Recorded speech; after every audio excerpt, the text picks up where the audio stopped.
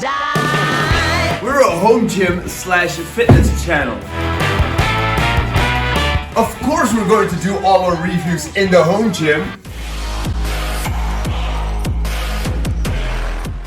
What's up guys, welcome to Barrookie, welcome to the unboxing and the first impressions video of the T1 electrical folding bike by DYU. Let's first address the elephant in the room. Why is this bike already out of the box if we still have to do the unboxing? Well, obviously I got way too excited, and if I see a package, I need to open it immediately, so I'm not really good at that unboxing thing, but I did film everything, so we're going to check out that footage. Also, the other elephant in the room, yeah, a lot of elephants here. Why are we reviewing an electrical bike if this is a fitness slash home gym channel? Well, up until I was 21, I've always used a bike as a main mode of transportation. So that was very nice, but once I got a car, I was so sick and tired of always biking into the wind that I stopped using a bicycle altogether. So fitness-wise, this was not a good move. When DYU reached out to me, I was like, hey, but this is an electrical bike. So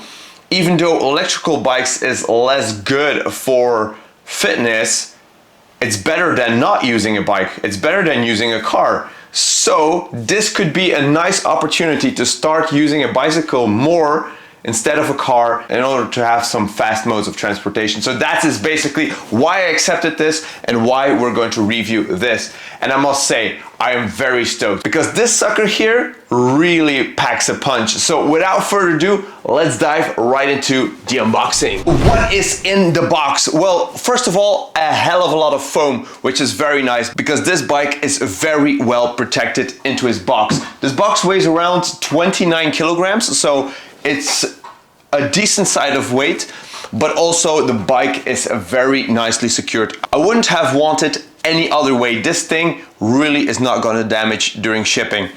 The other thing that's in the box is the bike, obviously, a handy dandy manual, and then they also give you the necessary tools. You have the Allen keys, a Phillips head screwdriver, hex key. This is something that if you're on your bike rides that you can take this with you. It has even a nice branding onto it. Also, what's nice is that they also give you a couple of hex keys. So you really don't need anything of yourself in order to assemble this bike. Very cool. And then we also have the charging cable, and then we have some keys in order to secure and detach the batteries. That's basically what's in the box. So let's start the assembly, and after the assembly we're going over some specs of the bike, we're going to test the bike, and then we're going to wrap up this video. Make sure you hit that subscribe button so you really don't miss out the next videos about this thing, because I'm going to test one battery cycle, what we can get out of that. And I'm also going to test the first 100 miles because 100 kilometers doesn't sound as good in a title. So what am I rambling here? Let's just start the assembly. This thing has 2 columns of text that explain the functionality of the bike as well as the assembly. You would think, and I know the manufacturers think this way, you would think if you write everything out that people are just going to follow it and that they're going to be successful. We think we know it all, and before we know it, we're struggling. So read the text or follow this video and you're gonna be successful.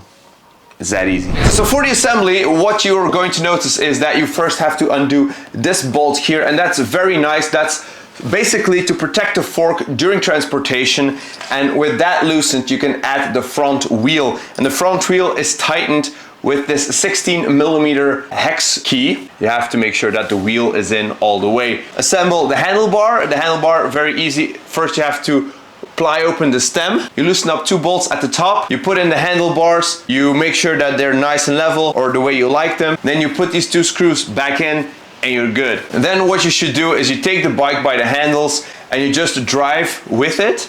And then you're going to see if everything, like the brake discs, are running smoothly, and if that's okay, you're good. For me, that was perfectly fine, so I didn't have to adjust anything. Then I added the saddle, basically very straightforward. You open up the clip, you put in the saddle. For me, I had to make sure that I had to screw this one here a little bit more because the saddle was sagging on me as I was riding. So At first I didn't know what was happening. I was riding with it and I was more and more uncomfortable with my knees, and then I thought, yeah, maybe it's just because the saddle was not tight enough. Then add the pedals. So each pedal has a marking on where it's for left or for right. You just have to fidget it around in order to start putting it in the threads. Then you just thread it all the way in, and there's also a little Allen key that helps that secure this in place. So all very straightforward. You don't need to be a bike mechanic in order to secure this bike. Assemble the boost. So basically that's an optional thing. Unplug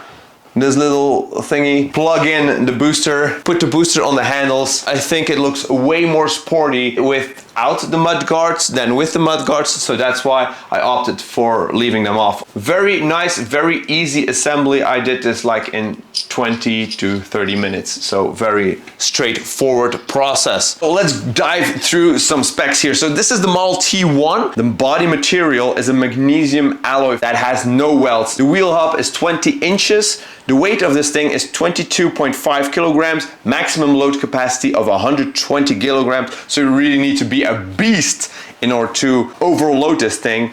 The average speed is 20 kilometers per hour, maximum design speed 25 kilometers per hour. The range in pedal assist mode is 45 to 55 kilometers. It's a 10 amp hour battery. It has a charging time of 5 to 6 hours. The motor type is an in-wheel high-speed motor. The motor rated power is 250 watts. It has a rear light, but the rear light is not connected to the battery, so that's separate. It also has a separate charging cable that they include, so that is very nice. It has braking front and rear mechanical disc brakes, which I really like. I never had that on a bike. I always thought that was a very fancy feature on a bike, but hey, this one has it. All right, so let's talk about pricing. So this bike here comes at a cost of 850 euros, which I think is a very well priced. By the way, if you want to buy this bike, I have an affiliate link in the description below. A couple of main things. Basically, they cut costs where they can cut costs, in my opinion, as it comes to an electrical bike, and they put high valuable materials where they should be putting high valuable materials. The frame is well built, magnesium alloy, as I said before. The brake system is Shimano, so that's a very well-known brand. The battery has a decent capacity of 45 kilometers, which is absolutely okay. And where they did cut costs is at the features that are really not important in order to have a good driving experience. What do I mean? Well, the lights. Definitely the cheapest thing they could find. The battery indicator. The most basic thing. There's only 3 lights that indicate how much battery you have. The boost button. Very basic boost button. There's no screen on there. There's no connection to an app.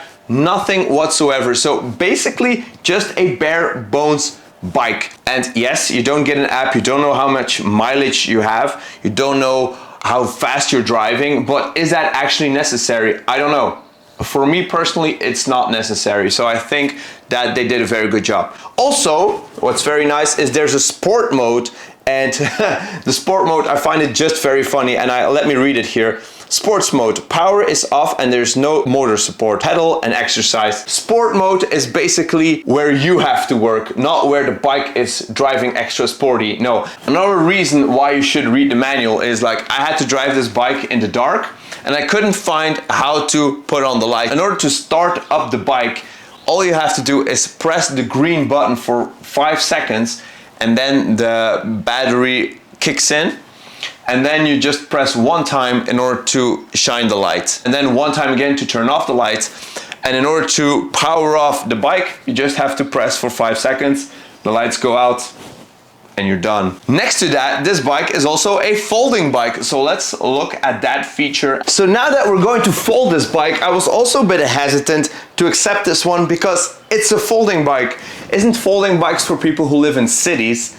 Well, basically, no, because a folding bike could also be good if you go on a trip. You just can fold your bike in, put it in your trunk, and you can go wherever you want. And then if you need to bike, you can take out your bicycle out of your car. So I think that's a very nice feature of a foldable bike, which people probably underestimate.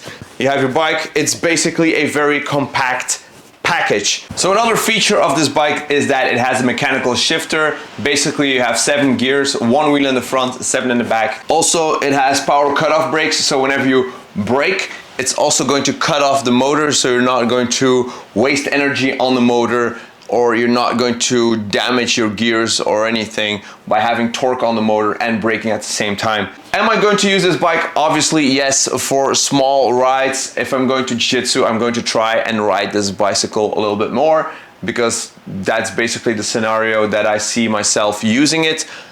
Overall, I'm very pleased with this bike. If you're in the market for a foldable e-bike, this is definitely one for you. As I said earlier, look forward to me riding this bike. I'm going to test this one out. One full battery charge. We're gonna drive with this thing. We're going to do all kinds of crazy stuff with it. And we're also going to do a review after 100 miles, because that is also something that you should know. The way I'm going to know the mileage is basically by having a manual piece of paper where I write every time that I do a commute or something. I don't know, who cares? So yeah, thank you so much for watching, guys. I hope you liked this video. I hope you got something out of it. I hope you're inspired to get this bike, or to get any e-bike for that matter. I really recommend this one. Also, don't forget the affiliate link in the description below. It could help me out a little bit, which is always nice. And yes, I guess I'll be seeing you all in the next video. Peace!